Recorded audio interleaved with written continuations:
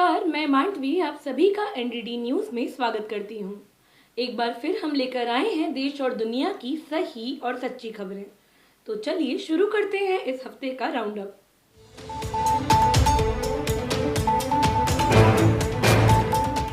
लद्दाख को पूर्ण राज्य का दर्जा देने, संविधान की छठी सूची में शामिल करने और अन्य मुद्दों को लेकर सोनम वांगचुक, ले एपेक्स बॉडी और केडीए के नेतृत्व में व्यापक आंदोलन जारी है। 7 अप्रैल को इसी दिशा में विरोध मार्च आयोजित किया जाना था, लेकिन 5 अप्रैल को ही पहले सरकार ने धारा 144 लेह में लागू कर दिया और 6 अप्रैल को इंटरनेट सेवाओं को भी बंद कर दिया।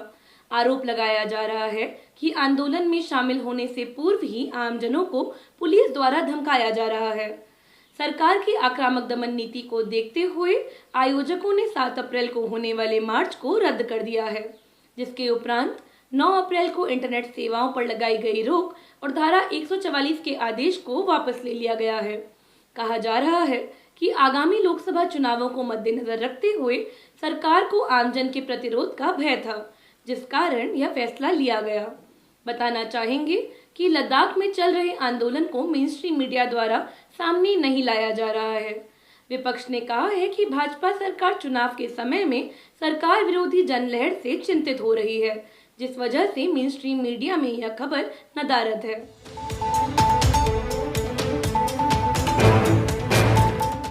बीते शुक्रवार को सुप्रीम कोर्ट ने इलाहाबाद हाई कोर्ट के उस आदेश पर रोक लगा दी, जिसमें उत्तर प्रदेश मदरसा शिक्षा बोर्ड अधिनियम 2004 को असंवैधानिक घोषित किया गया था। हाई कोर्ट के आदेश के खिलाफ अपीलों की सुनवाई करते हुए भारत के मुख्य न्यायाधीश डीवाई चंद्रचूड़ के नेतृत्व में 3 न्यायाधीशों की पीठ ने कहा कि इस आदेश से इन संस्थानों में पढ़ने वाले लगभग 17 लाख लोगों के भविष्य पर प्रतिकूल प्रभाव पड़ेगा। देश के जाने माने शिक्षाविदों ने कहा है कि इलाहाबाद उच्च न्यायालय द्वारा बोर्ड को असंवैधानिक घोषित करने का फैसला अल्पसंख्यक विरोधी रवैये को दर्शाता है और वह सरकार की मानसिकता को बेनकाब करता है।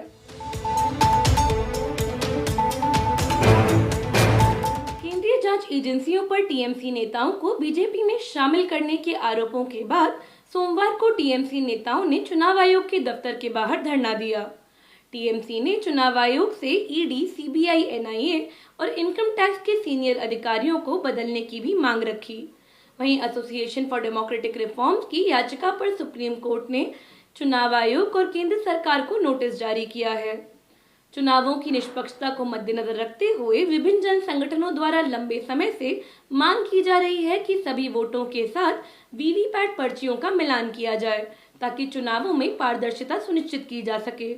कहा जा रहा है कि वोटों का वीवीपैट पर्चियों के साथ मिलान करने से ईवीएम मशीनों से छेड़छाड़ के आरोपों पर भी रोक लगेगी। इस प्रकार की प्रक्रिया अपनाने से किसी को चुनाव प्रक्रिया की पारदर्शिता और चुनाव आयोग की निष्पक्षता पर कोई संदेह नहीं होगा। दिल्ली हाई कोर्ट ने सोमवार को दिल्ली के सरकारी स्कूलों की बेहद खराब स्थिति का संज्ञान लेते हुए दिल्ली सरकार को फटकार लगाई है। बता दें, इस संबंध में दिल्ली सरकार को हाई कोर्ट ने एक रिपोर्ट दायर करने का आदेश दिया था, जिसमें सामने आया है कि दिल्ली सरकारी स्कूलों में किताबें, टेबल कुर्सी जैसी बुनियादी सुविधाएं तक मौजूद नहीं हैं। साथ ही कक्षाओं में 2 अलग अलग क्लास के छात्रों को एक ही क्लासरूम में बैठकर पढ़ने को मजबूर होना पड़ रहा है। दिल्ली के सरकारी स्कूलों की खराब स्थिति पर हो रही चर्चा के बीच नई शिक्षा नीति में केंद्र सरकार ने केंद्रीय विद्यालयों के छात्रों की सीटों में 20% कटौती करी है, जिसे लेकर छात्रों और परिजनों में निराशा है। जानकारों का कहना है कि सरकार केवी, नवोदय जैसी सुविधाएं सभी को देने की जगह मौजूदा स्कूलों की सीटों में भी कटौती कर रही है, जो बेहद जनविरोधी कदम है।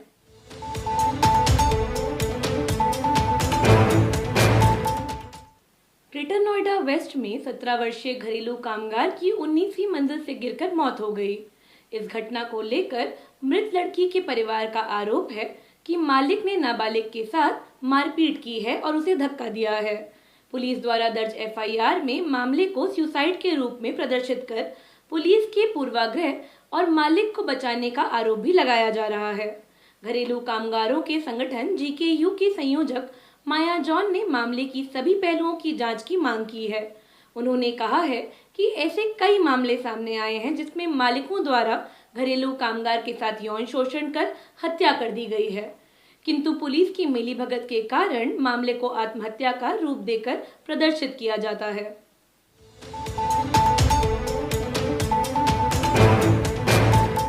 राजस्थान के अजमेर में एक गैंगरेप पीड़िता को एक निजी स्कूल ने 12वीं कक्षा की परीक्षा में बैठने से रोक दिया। बताया जा रहा है कि जब पीड़िता स्कूल गई तो उसे कहा गया कि उसकी मौजूदगी से माहौल खराब होगा और उसके बाद स्कूल से उसका नाम काट दिया गया। जिला बाल कल्याण समिति की ओर से जारी बयान में कहा गया कि नाबालिग बच्ची को पहले शारीरिक रूप से यातनाएं सहन करनी पड़ी और अब उसे मानसिक रूप से प्रताड़ित किया जा रहा है। स्कूल प्रबंधन के रवैये का आमजनों द्वारा भी खंडन किया जा रहा है।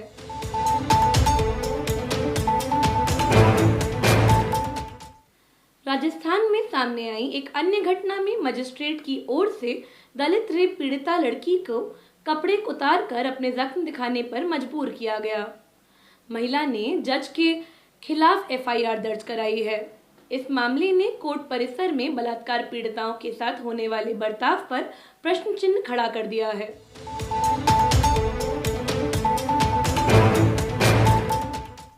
पहले चरण के लोकसभा चुनाव के उम्मीदवारों को लेकर एडीआर द्वारा जारी रिपोर्ट में बताया गया है कि 28% उम्मीदवार करोड़पति हैं और 16% उम्मीदवारों पर आपराधिक मामले दर्ज हैं। उम्मीदवारों द्वारा चुनाव आयोग में दायर हलफनामों के अनुसार करीब 1600 उम्मीदवारों में से 450 उम्मीदवार करोड़पति हैं, यानी कि उनकी कुल संपत्ति 1 करोड़ से अधिक बताई गई है। वहीं 252 उम्मीदवारों के खिलाफ आपराधिक मामले दर्ज हैं। इनमें से लगभग 35 उम्मीदवारों पे नफरती भाषण देने के मामले चल रहे हैं। रिपोर्ट में चुनावों में धन और बाहुबल के बढ़ते उपयोग के साथ साथ लैंगिक गैरबराबरी पर भी चिंता जताई गई है। बता दें कि इस बार पहले चरण में सिर्फ 135 महिला उम्मीदवार चुनाव में खड़ी हुई हैं। नजर डालते हैं देश दुनिया की अन्य महत्वपूर्ण खबरों पर। चीफ जस्टिस डीवाई चंद्रचूड़ ने अदालती मामलों को महीनों तक रिजर्व रखने के जजों के रवैये पर जताई चिंता। सीएम केजरीवाल की गिरफ्तारी के विरोध में जंतर मंतर पर आम आदमी पार्टी का सामूहिक उपवास। पार्टी के बड़े नेता भी हुए शामिल।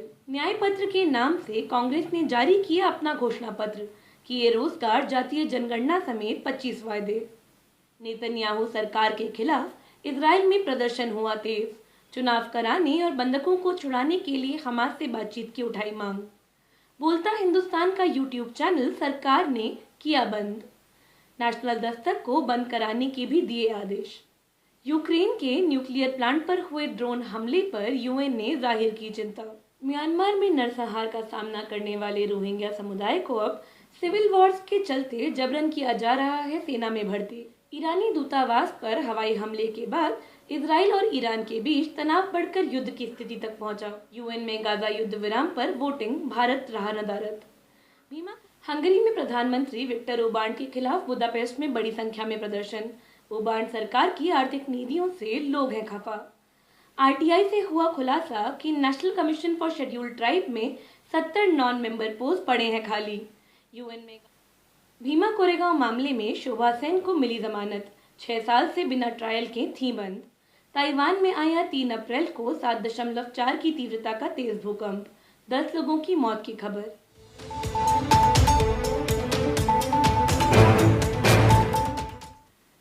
आज के राउंडअप में हमारे साथ बने रहने के लिए आपका शुक्रिया। मिलते हैं अगले सप्ताह जनपक्षर खबरों का ब्यौरा लेकर। तब तक एनडीडी न्यूज़ को सब्सक्राइब अवश्य करें और इस वीडियो पर लाइक, शेयर और कमेंट जरूर करें।